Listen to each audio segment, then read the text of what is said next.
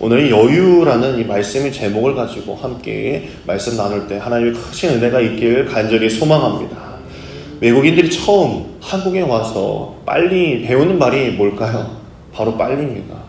빨리라는 말을 많이 듣는다고 해요. 그래서 외국인들도 처음 접하는 단어가 이 빨리라는 단어라고 합니다. 왠지 모를 한국 사람들에게는 바쁨이라는 이 단어가 장착이 되어 있는 것 같아요. 뭐든지 일처리도 그렇고 삶 속에서 빨리빨리 해결해야 되는 그런 마음을 가지는 것 같습니다. 그래서인지 어쩌면 삶의 여유가 없는 것도 있습니다. 빨리 지나치다 보면 놓치는 것들이 있기 마련인데도 그것을 잊어버린 채 빨리 앞을 향해서 나아가는 모습들을 볼 수 있습니다.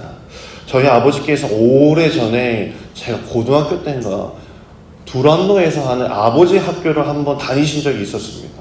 이 아버지 학교에 이제 붐이 일어난 적이 있었어요. 그래서 이 교회 남성분들은 다 아버지 학교를 보냈어요. 1기가 갔다 왔더니 너무나 좋아서 2기도 갔는데 2기도 너무 좋아서 저희 아버지까지 이제 3기로 이제 가게 된 것이죠. 무뚝뚝하고 표현도 잘 못하시고 늘 뭐 이렇게 화만 내신 건 아니겠지만 어쨌든 그런 아버지가 아버지 학교를 다녀오시고 나서 사람이 확 이제 바뀌셨어요. 이게 오래 가지 않아서 문제였지만 그래서 그 한 몇 주간은 제가 너무나 행복했어요. 그때 이제 편지도 이제 써주셨는데 난생 처음 아버지께 처음 편지를 받아본 거죠. 이제 미션이라는 게 있었는데 아들에게 편지를 써서 이제 가족 앞에서 이제 편지를 낭독하는 그런 시간을 가져라 라고 이제 미션이 주어진 거예요. 그래서 이제 저희 아버지께서 이렇게 하셨던 게 기억이 나요. 편지는 어디 갔는지 잘 모르겠지만 정작 밥빚하느라 뭐 너희들 커가는 것을 잘 보지 못했던 것이 너무나 아쉬움으로 남는다라는 그런 문장이 있었던 걸로 기억을 하고 있습니다. 대부분의 사람은 이 먹고 사느라 또 돈을 또 권력을 쫓아 살아가다 보면 정작 중요한 것을 잃게 됩니다. 사랑과 또 행복, 또 본질이 보이지 않기 마련이고 또 오직 내 자리만 지키기, 또 물질만을 보면서 헛된 것만을 쫓아가기 때문에 어쩌면 우리가 살아가는 인생길에서 시야가 좁은 채로 막 손살같이 달려갈 때 내 옆에 중요한 것을 놓칠 때가 있더라는 이야기입니다. 성경을 보게 되면 이 사울을 피해 광야로 숨은 이 다윗이 오히려 기회가 되어서 사울을 죽일 수 있는 기회가 두 번이 나옵니다. 한 장은 사무엘상 24장이고 다른 한 장이 오늘 읽었던 말씀이었던 사무엘상 26장의 말씀입니다. 오늘 읽었던 이야기는 첫 번째가 아닌 두 번째 기회를 가졌던 이 다윗의 이야기라 볼 수 있습니다. 첫 번째 24장의 이야기는 너무나도 잘 알듯이 엔게이드 동굴에 용변을 보러 왔던 사울을 죽이지 않고 옷깃만 싹 스쳐서 베어낸 그런 장면을 아마 기억하실 것입니다. 그리고 26장에서도 다윗을 사울은 쫓아가고 있었을 때 잠자고 있는 그 진영에 잠입하는 이 다윗의 모습을 우리는 함께 보았죠. 다윗이 사울의 진영으로 들어왔습니다. 전세가 역전이 된 것을 우리는 그 말씀 속에서 볼 수 있었습니다. 이것은 다윗이 더 이상 쫓기는 자가 아니고 사울이 그 권세가 약해져서 그 진영도 약해졌다는 것을 볼 수 있습니다. 다윗이 그 진영 사이로 숨어 들어갈 수 있을 정도로 약해졌다는 것을 말해주고 있죠. 모든 것이 이제는 다윗에게 유리한 상황이다라는 것을 보여주고 있습니다. 사울이 군대를 끌고 왔을 때 몰래 다윗은 그 진영으로 들어갔고 사울을 포함해서 모두가 잠을 자고 있었습니다. 불침번도 없었고 모든 것이 다윗에게 아주 이롭게 되었습니다. 그때 함께 간 아비새라는 이 사람이 다윗에게 이런 이야기를 합니다. 8절을 보게 되면 아비새가 다윗에게 이르되 하나님이 오늘 당신의 원수를 당신의 손에 넘기셨나이다. 그러므로 청하오니 내가 창으로 그를 찔러서 단번에 땅에 꽂게 하소서. 내가 그를 두 번 찌를 것이 없으리이다 라고 이렇게 이야기를 했습니다. 아비새라는 이 사람은 야심이 있는 사람이었습니다. 그는 다윗이 왕이 될 때 가질 권력을 생각했던 사람이었기 때문에 다른 것이 보이지 않았습니다. 빨리 이 사울을 처치하는 것이 자신의 목적이었습니다. 다윗이 사울 앞에서 사울이 자고 있는 모습을 바라보면서 가만히 있는 모습, 너무나도 답답했을 것입니다. 이 사람이 도대체 왜 죽이지 않고 가만히 있는지. 또 왠지 다윗이 24장에 사울을 살려서 보낸 전적이 있던 사람인 터라, 야, 또 가만히 옆에서 두고 보고 있으면 사울을 배행에 살려가지고 보낼 수 있으니 내가 얘기해야 되겠다. 왕이시여, 다윗이시여, 내가 한 큐에 보낼 수 있으니까 나에게 맡기십시오. 두 번째 것도 없습니다. 한 방에 보내겠습니다. 라고 계속 옆에서 막 찌르는 겁니다. 빨리 지금 해야 됩니다. 제가 할까요? 제가 한 방에 보낼 수 있는 것입니다. 라고 이야기하는 것이 여기 부분인 것이죠. 그러나 이 다윗은 아비새에게 말하기를 9절에 다윗이 아비새에게 이르되 죽이지 말라. 누구든지 손을 들어 여호와의 기름 부음 받은 자를 치면 죄가 없겠느냐 하고 라고 말하였습니다. 또한 다윗은 여호와께 살아계심을 두고 이렇게 맹세합니다. 10절과 11절에 보게 되면 여호와께서 살아계심을 두고 맹세하노니 여호와께서 그를 치시리니 혹은 죽은 날이 이르거나 또는 전쟁에 나가서 망하리라. 내가 여호와의 기름 부음 받은 자를 내가 어찌 내 손으로 죽일 수 있겠느냐라고 하면서 11절 말미에 그 머리 곁에 있는 창과 물병만을 내가 가지고 가겠다라고 이야기를 합니다. 내가 하나님의 말씀을 어찌 저버릴 수 있겠느냐. 나는 이 자를 죽이러 온 것이 아니라 경고만 해주러 온 것이다 라고 표현하고 있었습니다.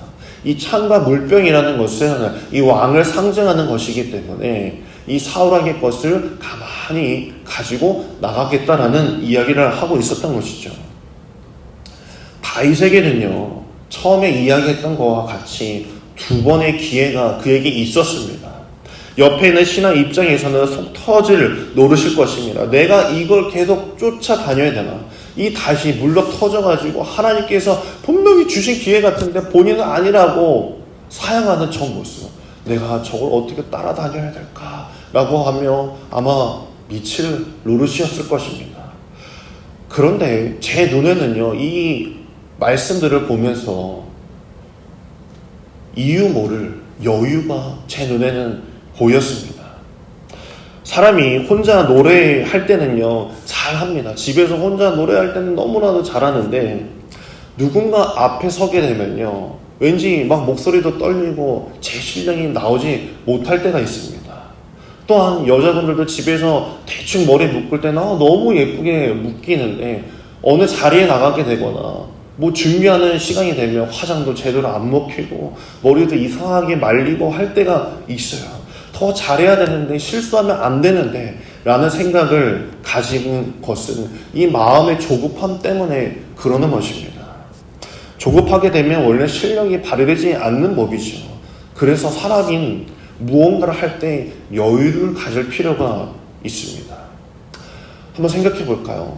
이 부자는요, 진짜 무기가 어디 있을까요? 부자에게 진짜 무기는 돈이 아닙니다.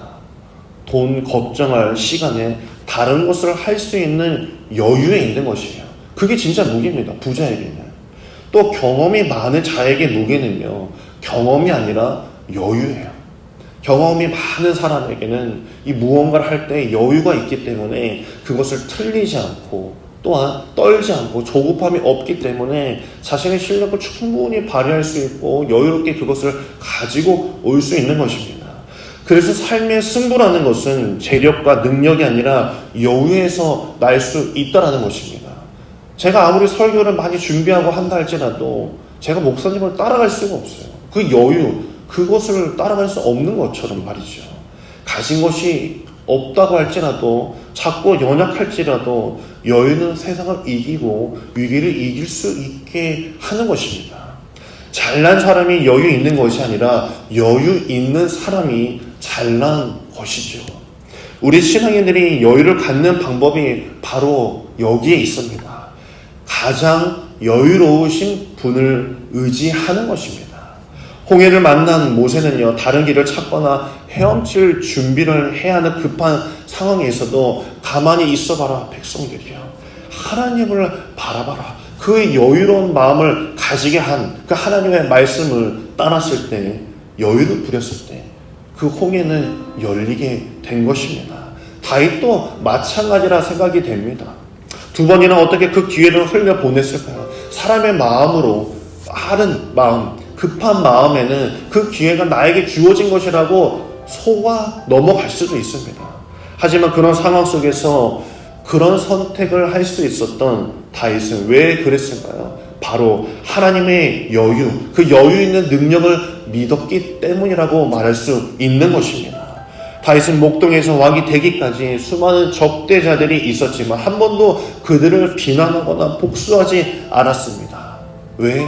주님이 나와 함께 하심을 믿고 있었기 때문입니다. 그러므로 마침내 적들까지도 그를 따르게 될 수 있었던 이유가 여기에 있던 것입니다. 그래서 그는 그렇게 노래했던 것이에요.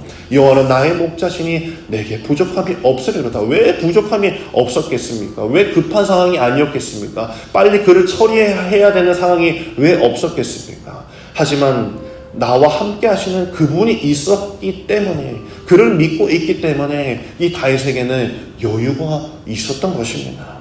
물론 우리 생활도 마찬가지예요. 신앙생활에서도 말할 수 없이 바쁘고 쫓기는 생활이 있죠. 그러나 충분히 여유를 갖고 살 수 있습니다. 그 이유도 바로 주님이 나와 함께 하심을 믿고 있기 때문에 여유를 부릴 수 있는 것입니다. 실패하지 않을까? 뒤처지지 않을까? 내가 누구보다도 더 돈을 악착같이 벌어야만이 이 세상에서 살아갈 수 있을 텐데, 내가 기도의 자리를 찾을 수 있는 것도 내 마음에 주님을 믿고 있는 여유가 있기 때문에 그런 것이에요. 삶의 위기 때문에 조급해 한다면 오늘 이 시간 저와 여러분은 여유로운 하나님을 신뢰하길 간절히 소망합니다. 여유는 하나님이 주시는 최고의 선물입니다. 능력의 하나님께서는 우리의 실패로도 역사하시는 분이시고 우리의 연약함을 도우실 줄 믿으시길 간절히 소망합니다. 오늘 이 하루를 시작하는 여러분께서 오늘 하루 주님께 맡기시겠습니까? 여유롭게 하루를 시작하는 저와 여러분 되길 간절히 소망합니다. 기도하겠습니다.